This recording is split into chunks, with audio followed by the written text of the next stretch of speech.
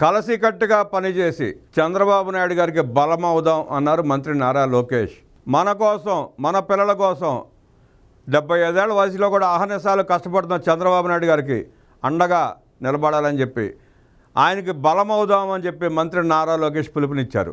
సత్యవేడు నియోజకవర్గం తెలుగుదేశం పార్టీ కార్యకర్తలు, నేతలతో మంత్రి లోకేష్ సమన్వయ సమావేశం నిర్వహించారు. కార్యకర్తల సమస్యలను అడిగి తెలుసుకున్నారు. ఈ సందర్భంగా మంత్రి లోకేష్ మాట్లాడుతూ, శత్రువులపై పోరాటానికి ప్రధాని నరేంద్ర మోదీ ఏ నిర్ణయం తీసుకున్నా అండగా నిలుస్తామన్నారు. పహల్గామ్లోకి ప్రవేశించిన ఉగ్రవాదులు అమాయక ప్రజలను నిర్దాక్షిణ్యంగా పొట్టన పెట్టుకున్నారు. నమో తీసుకుని ఏ నిర్ణయమైనా మీకు అండగా ఉంటాం. 100 పాకిస్తాన్లు వచ్చినా మన దగ్గర మిసైల్ ఉంది. ఆ మిసైల్ పేరే ప్రధాని నరేంద్ర మోదీ. భారతీయులను చంపిన వారిని వదిలిపెట్టకూడదనే లక్ష్యంతో పాకిస్తాన్కు గట్టిగా బుద్ధి చెప్పారు. ప్రాణాలను సైతం లెక్క చేయకుండా సైనికులు మన కోసం పోరాడుతున్నారు. ఇంకొన్ని రోజులు ఇది కొనసాగవచ్చు. పిడికిలి బిగించి అందరం వందే మాతరం నినాదం చేద్దామని నారా లోకేష్ పిలుపునిచ్చారు. నియోజకవర్గ పర్యటనలో ముందుగా కార్యకర్తలతో సమావేశం అవుతాననే మాటకు కట్టుబడి మీ ముందు నిల్చున్న కార్యకర్తలు లేనిదే తెలుగుదేశం పార్టీ లేదు. వైసీపీ హయాంలో స్థానిక సంస్థల ఎన్నికల్లో నామినేషన్ పత్రాలు చించివేస్తుంటే వీరోచితంగా పోరాడిన అంజిరెడ్డి తాత తొడగొట్టి సవాల్ విసిరారు. ఆయనే నాకు స్ఫూర్తి. బూత్లో రిగ్గింగ్ చేస్తూ ఉంటే అడ్డుకుని రక్తం చిందించిన మంజులారెడ్డి నాకు స్ఫూర్తి. మెడపై కత్తి పెట్టి జై జగన్ అంటే జై జై చంద్రబాబు నాయుడు అన్న చంద్రయ్య గారు నాకు స్ఫూర్తి. కార్యకర్తలను కలిసిన తర్వాతే రాష్ట్ర పార్టీ ముందుకు వెళుతుంది. దేశంలో ఏ పార్టీకి లేని విధంగా తెలుగుదేశం పార్టీకి 1 కోటి మంది సభ్యులు ఉన్నారు. కష్టపడి పనిచేసిన వారికి గుర్తింపు ఉంటుంది.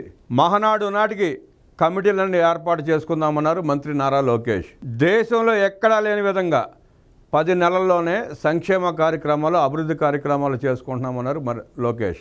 దేశంలో ఎక్కడా వృద్ధులకు 4,000 పెన్షన్ ఇవ్వడం లేదు. ఒక్క ఆంధ్రప్రదేశ్లో మాత్రమే నెల 1వ తేదీన 4,000 రూపాయలు పెన్షన్ అందిస్తున్నామన్నారు లోకేష్.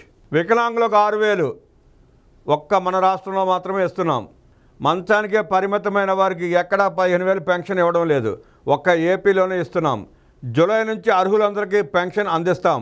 రేషన్ కార్డుల జారీ ప్రక్రియ కూడా చేపడతాం.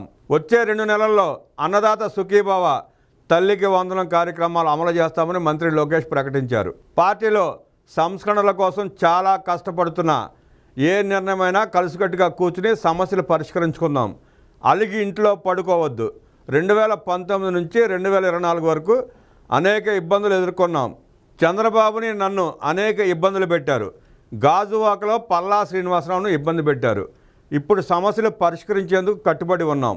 నియోజకవర్గంలో ప్రత్యేక సమస్యలు ఉన్నాయి. అందుకే 2 పరిశీలకులను నియమించాం. ఇక్కడ జరిగే ప్రతి విషయం మన అధ్యక్షుడికి తెలుసు. ఆయన కూడా కార్యకర్తలకు అత్యధిక ప్రాధాన్యత ఇస్తున్నారు. కలిసి మాట్లాడుకుని మన సమస్యలు మనమే పరిష్కరించుకుందామని లోకేష్ కార్యకర్తలకు సూచించారు. రాష్ట్ర ప్రయోజనాల కోసం కూటమిగా ఏర్పడ్డాం. ప్రధాని మన అన్ని కోరికలు నెరవేరుస్తున్నారు. విశాఖ ఉక్కు ప్రైవేటీకరణ జరగనివ్వలేదు. మన అమరావతిని కడుతున్నాం. మనమే అమరావతి కడుతున్నామని మొన్నటి సభలో ప్రధాని వ్యాఖ్యానించారు. ప్రతి ఇంటికి కుళాయి ద్వారా తాగునీరు అందించేందుకు పవనన్న కృషి చేస్తున్నారు. మన కోసం, మన పిల్లల భవిష్యత్తు కోసం 75 ఏళ్ల వయసులో చంద్రబాబు నాయుడు పనిచేస్తున్నారు. ఆయనకు అండగా నిలిచేందుకు కలిసికట్టుగా పనిచేద్దామని లోకేష్ పిలుపునిచ్చారు.